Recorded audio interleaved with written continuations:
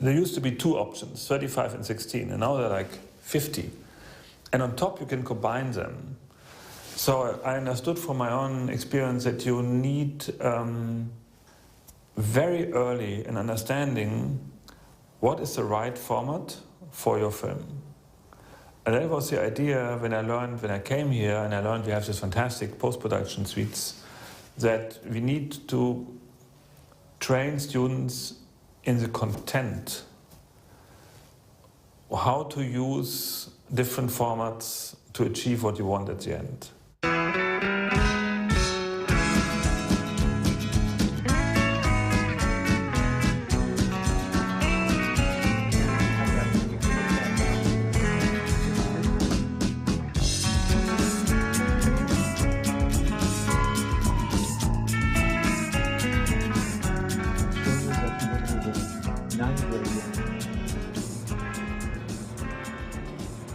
Honestly, the biggest error is not being ambitious enough. So there's a thought process that says, well, we don't have much money and we don't have much time, and but of course you actually have access to some really nice equipment, but you don't have the experience to know what you can and can't do. So you try to play a little bit too safe, I think. So I tried to open up the horizon a little bit and say, you can really do some amazing things. We've got this amazing technology. Use it.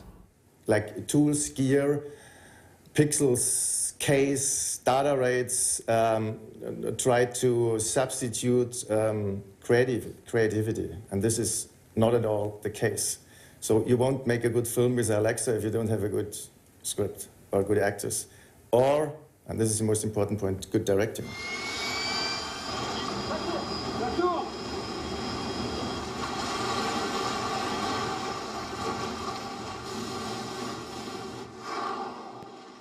We had, I would say, a very easy system to focus the light. It was very important for me to create some rays of light, This is the image we had on this coral reef, and we designed a system to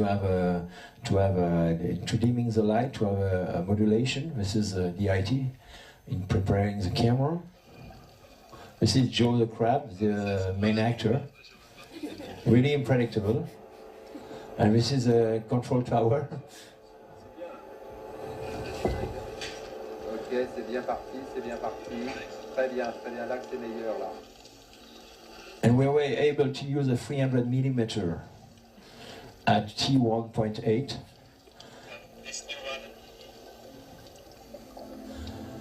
We have around 25% under the water to prepare this.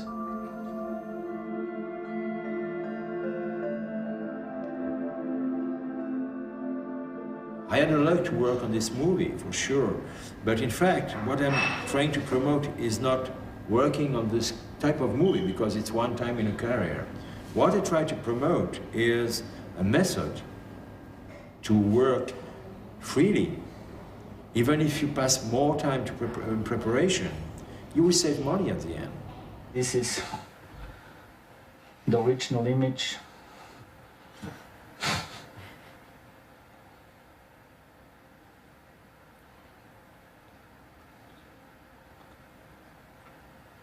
So on top of them, there is a lot of grading, masking, and so on to come to the result that we see now. A lot of secondary, and here you see that the banding comes sometimes, and this is only because it's from HD cam. This is a completely different shot now. Yeah. My main profession is a cinematographer, but now I'm being colorist also because it was so changing in the industry. My influence as a colorist is near as the influence of a DOP to the film. That's why it's also merging in my life a little bit. For me, it's really good thing. We create so many things in this process. So the collaborator for the DP or for the director has to be somebody with a vision and somebody who knows the script and who knows the people. And in the end, it was clear that we wanted to go closer to his father, but it ended here, the image.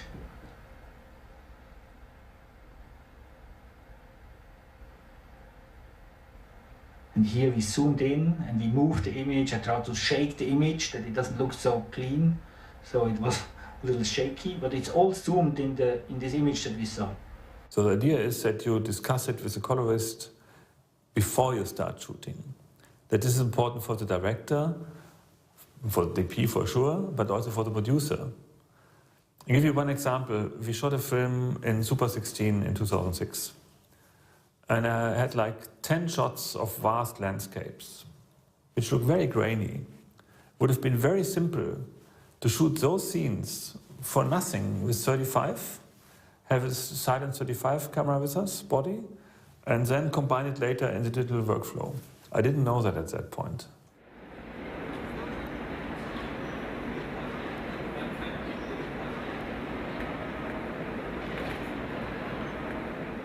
We can attend this workshop, we will have some studies, and then we have to go home and shoot our short film or whatever we want.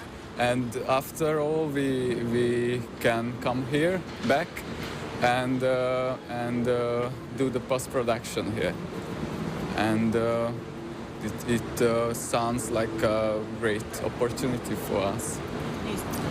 Concretely, we want to shoot on 60 millimeter, and we want to scan it here, and we want to final grade it here. The reason why it was interesting to know that people who is working here on these stuffs and to speak with them, it's a good thing, because if we finish the film here, it's really good to know them before, not just, you know, jumping in a situation what I don't know.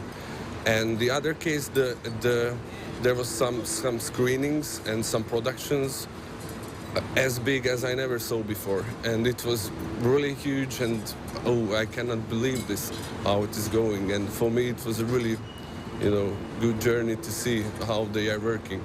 That was good. Yeah, and we met a real post-production supervisor. What we never met before. So so we learned much. I did not know men could build such things. That's kind of how we feel. We've kind of been feeling like yeah, it's just basically a bit like, here's the real world, like here's what technology is nowadays, and you're like, okay, that's it's pretty cool. It feels like a space station. It's like Death Star. Yeah, it kind of is. We didn't come here in a plane. We came here in a DeLorean with a flux capacitor attached. Like Doc Brown has warped us into the future. and I feel like a Chinese paddy farmer rocking up in Hong Kong. I can do this all day. Yeah, I know.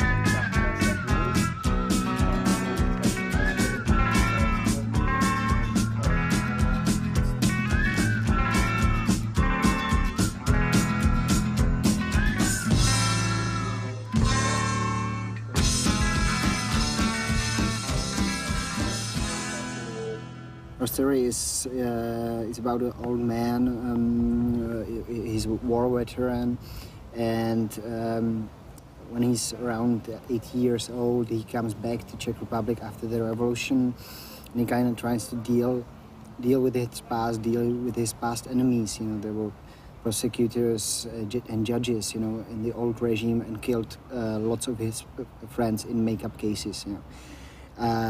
We try to follow that with the camera somehow, how his inner state, you know, evolves. So we kind of did this shoot that utilizes most of the atmospheres that will be used in the film.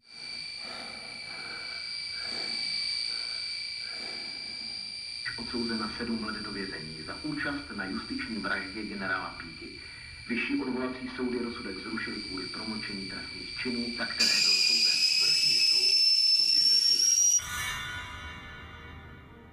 We kind of try to support, his inner thoughts by working with a color contrast, or on the other side, using just one very specific, almost monochromatic look. So in this case, it was very helpful because we made some few small mistakes, while shooting, and now we realize what the problems were and what to do on the final shoot, to make it the best we can actually. We haven't shoot on film because the financial situation in Hungary or in our school was so bad that we couldn't get a single forint or euro for this project. They supported us with their heart, but they couldn't do anything further. So we were thinking a lot about what we should do after all, and then we decided to shoot this film on iPhone. For this reason, we changed the story a bit and made a totally different thing, but I think with almost the same meaning. And we hope that it could be also interesting for such a workshop like we are now. So this was shot with the iPhone without any additional accessories, and instead of trying to make it nicer, better, higher quality or whatever, the idea is to even go further stylized. The initial step that we did was even lowering the resolution by downsizing the image and then upscaling it again without any softening. Actually, I found this a little bit too hard in the pixelation, so I did another layer on top of that. That would do a similar effect with the downsizing and upsizing, but then on top of it with a certain blend mode to increase the brightness and the contrast a little bit, but in a smooth way.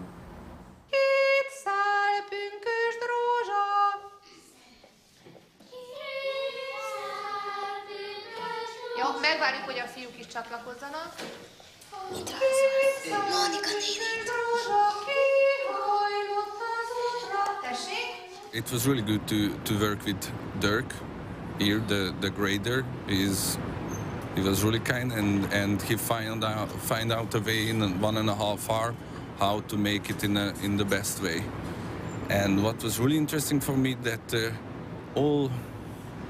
I never see any phone call on phone video in cinema or in a theater, and it's working really another way how we saw it at the first time.